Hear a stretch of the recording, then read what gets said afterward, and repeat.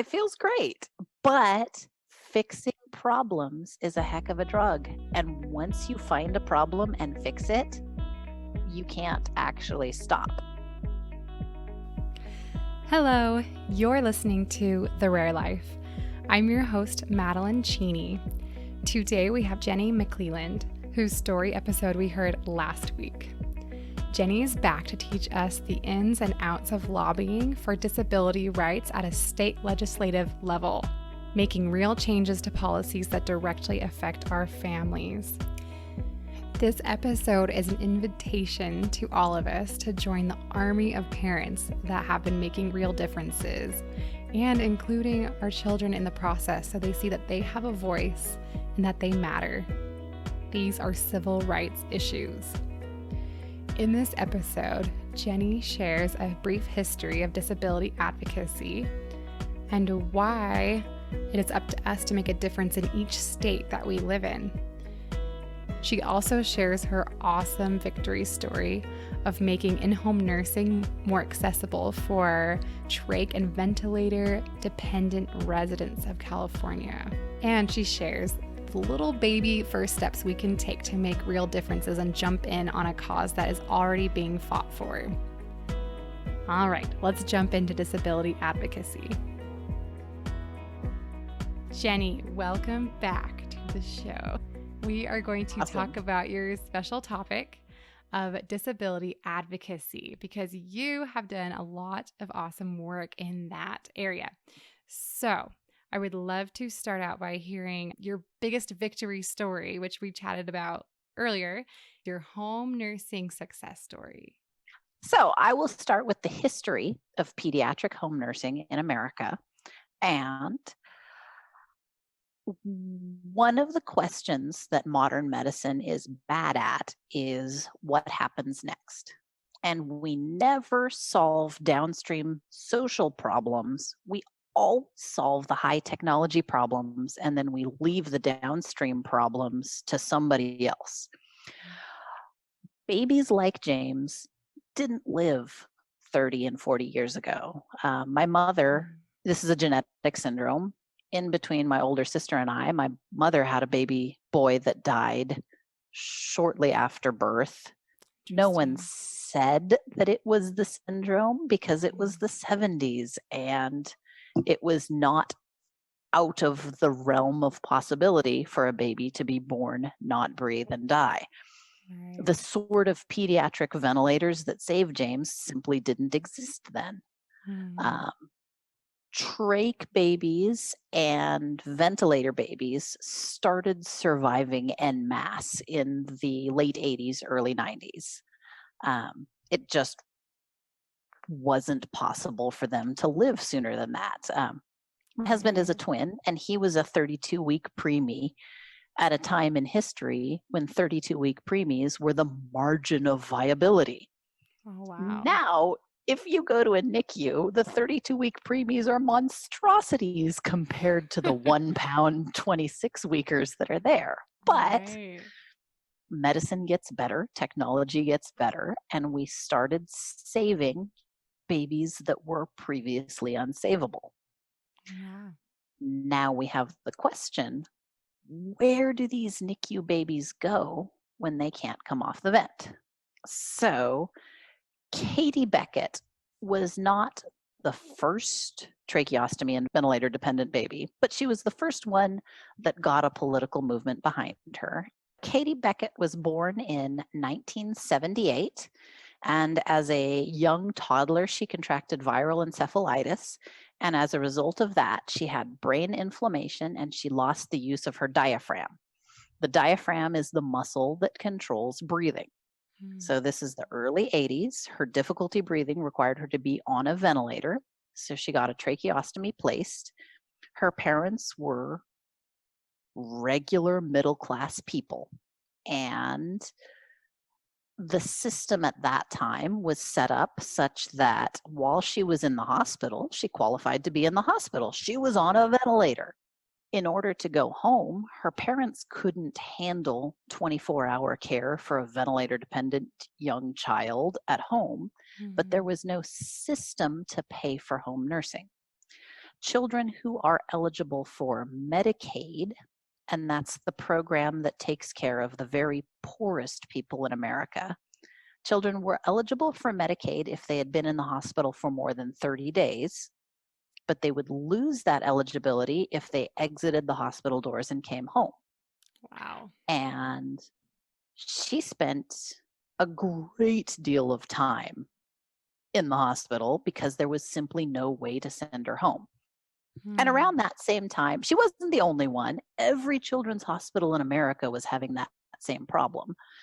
That's around the time that the subacute where my son lived was founded. Okay. It was owned by a rich guy who owned a bunch of adult subacute and nursing homes. And the hospital called him and said, "Hey, we have this 2-year-old.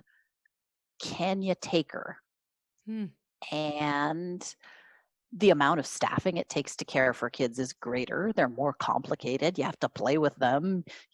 Right. It's an entirely different animal, but he was a rich guy and it tugged at his heartstrings. And as soon as he took the 2-year-old, every other children's hospital said, "Oh, hey, now that you took her, why don't you? Boy, have we got a deal for you." So he Right. ended up giving over 2 of his nursing homes to Pediatrics. And Wow. because he was a rich guy, he lobbied in the California legislature for specific set aside funding to declare, "Hey, these kids are different. We Mhm. need a place to put them. They don't just need medical care, they need therapy and schooling." And for many years, the kids at his facilities got an incredibly high level of care because he was a rich guy who subsidized the budget of the pediatric facilities because he just couldn't say no to these kids. Right. So, okay, so that was a side. So, Katie Beckett waivers were passed in 1982, and they are a Reagan era program. The beauty of Katie Beckett waivers was that it would allow for a framework to say, "Hey, this kid is complicated. If we give this kid Medicaid, he can go home, live safely with his family with access to home nursing." The flaw with Katie Beckett waivers is, like all Reagan era programs, they were premised on states' rights. So instead of passing a federal law that says, "Hey, these kids who need trachs and vents need home nursing, let's give them Medicaid." That sounds easy, right? Right. Solved it. Is a kid in Kansas really medically different than a kid in Utah or a kid in California? No, it's the same problem. Right. Right. Because we said that it was a state responsibility to solve it, some states did an excellent job and some states did a terrible job. So in California, there was a waiver. We signed James up for it, and that was that. The problem is solved for kids in California. There's no waiting list. I mean, certainly there's paperwork to fill out, and anytime there's paperwork to fill out, kids fall through the cracks. The waiting list for kids like James in Florida is 17 years long. Wow. And is this the medically complex waiver That's form? the medically complex waiver. Okay. I can So always if a deny kid for like that. so if a kid like James, medically identical in a state like Florida, 17 years to get him on the waiver program to get him home nursing. Wow. It's a non-issue. It's absolutely Yeah. offensive. So Right. because the Katie Beckett program is administered by every state has an incentive to say, "You know what? We're not required to fund these kids. Let's just not." Tennessee still doesn't have a waiver program at all. They just Wow. opted not to. Um, Wow. so back in the early 80s, the hospitals wouldn't release these kids without home nursing. Now, 30 years later, hospitals in states that don't have functional waiver programs are routinely releasing ventilator-dependent infants with no home nursing coverage whatsoever because the states have simply decided that these children's lives aren't important enough to merit home nursing. So that's Wow. the national level battle. That national level battle it's important to win it's a Mm, catastrophic violation of civil rights of people with disabilities. mm, That's beyond the scope of my ability to fix. right. In California, where we have a functional waiver program, we still had a hard time accessing home nursing because the rates were just so far below market that nurses didn't want to take home nursing jobs. I think our rate Mm, had not been increased since 1992. that's ridiculous. But ridiculous. So when we were trying to bring James home from the hospital, he had been cleared for discharge. He was medically okay, but we couldn't find a nurse who would work. And at the time, the nurses were being paid, the reimbursement rate was something close to $31 an hour. The Mm, actual nurses were seeing $15 an hour. oh, That's wow. not what nurses make. That is Right. offensive. We're saying Right. a nurse in the NICU taking care of a ventilator dependent baby is making between $45 and $55 an hour. But once Wow. that kid walks out the door to go home, you're going to pay $14.50. That's not the way that the economy works. Right. That's No one's going insane. to do that. No one's going to do that. Right. And so the nurses that were working in home nursing, we were always able to find some staffing because we would take LVNs who were going back to school to get their RN degrees, and we would work around their schedule. So we were always able to cobble it together, but they were working for dramatically less than market rates. We were just compromising and letting them do homework on the job. That's not a societally sound way to pay for the care of disabled children. Right.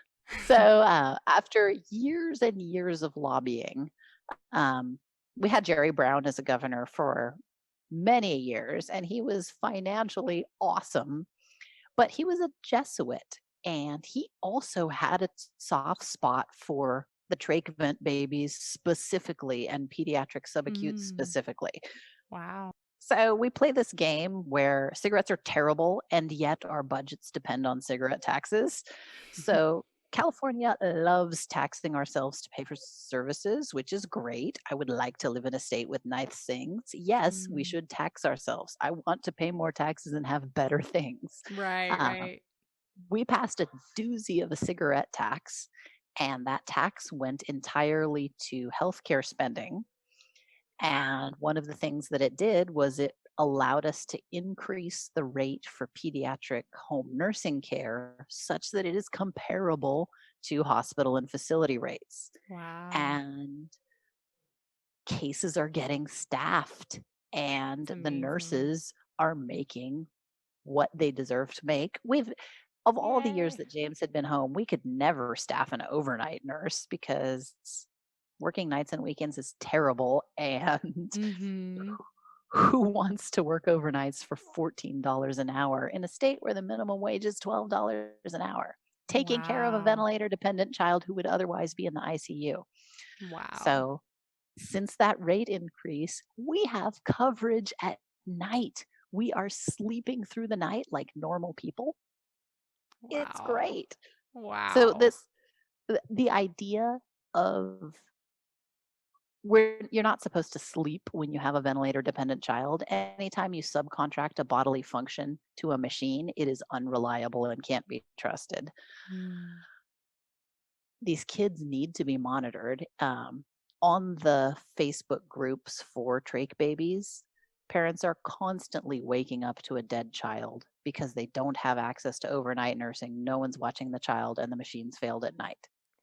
It is wow. a huge and catastrophic risk, and we are not facing that risk anymore because extensive lobbying, extensive work of lobbying, extensive dragging James and other kids like him to the Capitol building, we got our rate increase passed, and life is Wow. functional. Wow. In the COVID era, I don't know how to adapt my lobbying strategy to being in a global respiratory pandemic because we can't exactly pick up James and drag him to the state capitol these days. Yeah. Uh, Dang. so so much of the disability advocacy work we've been able to do is because of the power of his story and the Mm, power of seeing this child who will explain, this is how my ventilator works. It's a machine that breathes for me. I don't mm. know how to adapt advocacy to a world where we can't be seen. Yeah. Yeah. Yeah, I think that that makes so much sense though, because once you personalize it and you're like, these are human beings that could die unless we are able to up this rate, like where they see, I have power over this thing and I can save this child and other children like him. Like that totally makes sense that human interaction helps it become more significant and they can feel the gravity of it. Like they can Right. conceptualize that. There are so many valid competing things for every tax dollar. The way Mhm. to make disability rights be undeniable is to be visible. And so many disabled people are forced to institutions and they are not seen. And Mm.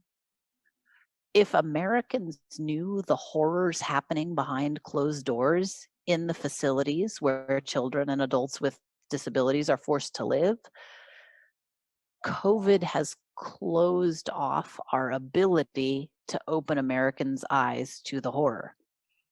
Hmm. Well, that is a predicament. Well, okay, so here's a question then. In a non COVID world, until we get that figured out, in a non COVID world, what is your advice for people who want to make a difference in their particular state? So, say in Utah, if they live here, or in Tennessee, where there's no law at all. So I have some friends who are lobbying the Utah legislature. Your state level waiver covers trach kids well, but doesn't cover G tube kids very well. Interesting. Every kid with a G tube should have access to the Medicaid waiver. You Hmm. subcontracted a bodily function to a machine. Right. Real human contact with your state legislators is important. Um, Hmm. you have to tell a story and you have to have a concrete ask. I think one of the active areas in Utah is that adults with G tubes are not able to go to day programs for people with intellectual disabilities because they can't staff the right level of nursing. Hmm. That's a paperwork problem. That's a Yeah. paperwork problem that can be solved. And so the way to get into advocacy is to find a problem in your life, think of a solution, and Mhm. make someone understand that the solution is important. Yeah. I don't like talking about the dollar value of things because it is absolutely correct that home care is dramatically cheaper and more cost effective than institutional care. The subacute facility where James lived cost the Medicaid system in California $1,100 a day. That's more than Wow. $500,000 a year for just room and board. Wow. James being at home with a nurse is still in the six figures, but closer to $100,000 a year. And that's Yeah. because we have a nurse at school and a nurse overnight. Hmm. I don't like talking about the dollars and cents Mhm. because it devalues the lives of disabled people. Right. My son doesn't get to be alive because it's a bargain for you, Mhm. but that is the language that legislators want to hear. Right. So it's important to get into the nitty gritty of saying, listen, I can't work outside the home because I can't find childcare that will take my son who has a feeding tube. If I work outside the home, I can pay taxes. Mhm. I don't like that we have to phrase things with the dollar value of the taxes we might pay taking priority over the civil rights of our children, but that Right. is the game that we have to play. Right. I mean, I'm sure you have some kind of combination of he's a human and deserves to live and doing it this way will save you money, like a combination of the human emotional side and then the practical, you can still keep your budget side. I lead with the civil rights. I Hmm. dive into the numbers, and then I finish with the civil rights. Okay. Civil rights do not have a dollar value. I don't Hmm. care if it costs the same amount to keep him safe at home. He Mm. has civil rights. He is a human being worthy of love and life with his family. Right. Right. And so it really is a civil rights issue that you're dealing with when you are advocating for people with disabilities because they are humans and they have a right to happiness in life, like you said. And the specific right is an Olmsted right. That's a very recent Supreme Court decision that said disabled people have a right to receive care in their own homes. The Hmm. nursing home lobby in America is incredibly powerful. With the COVID pandemic, where have we seen the worst infection rates and the worst outcomes? In nursing homes and congregate living settings. There Right. are other better ways to care for disabled people that respect their civil rights and have the added bonus of not killing them. Right. It's a great bonus. And it's dramatically cheaper to pay someone to come help grandma roll out the heavy garbage cans and do meal preparation than it is to force her into an institution. But we have a system that prioritizes institutionalization at the expense of disabled people's basic civil rights. Wow. So if someone is like listening to this and maybe feels like I do, what is like the very first baby step? Like, where would you? I don't even, I'm like, how would I Let's even see. talk to someone in legislature? So, state legislators really don't have that big of a so to call your congressman, he represents hundreds of thousands of people and he's busy and you're never going to talk to him. Okay. Your state legislator represents 60,000 people. And you can talk not only to your state legislator, they will have a healthcare staffer whose entire job is helping people with very specific state level programs. Hmm. If you're having a problem with even like, say, for example, you're enrolled in a Medicaid program in your state and things are weird, you can't get the prescription you need, you're having problems with your authorization, your state legislators are paying that company to keep your child out of the hospital. Anything that anyone can do is cheaper than a hospital ambulance ride, ER trip, admission. Hmm. State legislators are gold mines of information and skills, and they will have a staffer who will explain everything to you. Hmm. It shouldn't be such a secret, but it it doesn't matter what party you are. It doesn't matter what party your representative in the state legislator is. There will be a helpful person who will say, "Oh yes, you're in this county. Call this person. They're competent." Wow. That's so cool. So can We have a like, secret. It's called yeah, representative democracy, and it works. that's amazing. So if I hopped on my computer and like Google searched, what would I Google search? What would you like type in to find like a So contact for that? so whatever state you're in, so just Google find my representative and then your state name. Don't Okay. bother with national advocacy until you get your training wheels. State level advocacy is a training ground for figuring out how to solve problems. A recent problem that I worked on the solution to is pediatric hearing aids. Hmm. Uh, as you know, kids' hearing aids are like $8,000. They Yeah. are bonkers expensive, and most private Yes. insurance covers the kind of hearing aids that adults need. Every state right now has somebody that's working on legislation to get hearing aids for children covered. Hmm. Because number one, it's important for children to hear. Hearing aids are a problem we can solve.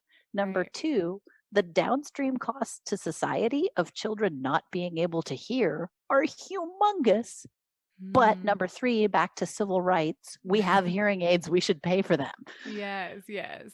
Totally. But, Like that is such a basic need. but if the cost of hearing aids is greater than the cost of your family car, that's not a reasonable ask for working class families to do. Right. So, and honestly, Facebook and social media are great for disability advocacy. Hmm. There is someone in your state that you would have had to write them a letter back in the day. Mm-hmm. There's someone in your state that's working on that, and you can find them now. And all your legislators are on social media, and you can contact them that way. So like, are you talking like a private message or like, Um, what does this look like? Legislators love Twitter, and I find Twitter Okay. to be exhausting. I am a middle-aged mom. I'm on Facebook. There are disability rights advocacy groups in every state. You can send them a direct message on any social media platform of your choosing, and you can say, hey, I'm interested in this issue. Who's working on that? And they will find you someone, and someone has already started working on it, and you can just jump in. That is so And cool. the power of parent advocates is so great because you can bring a live human child to your obviously not now, but Yeah. when COVID is less of a problem, you can bring your child to testify about his hearing aids or his home nursing care or the reimbursement rate for his ventilator. And you can Right. teach your child that our system works.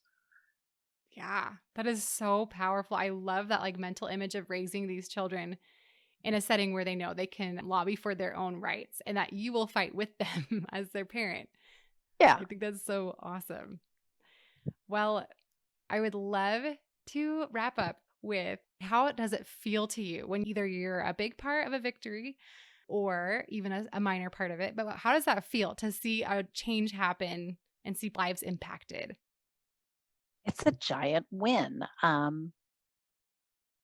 It feels great, but fixing problems is a heck of a drug. And once you find a problem and fix it, you can't actually stop. And it starts to take up more. Amazing.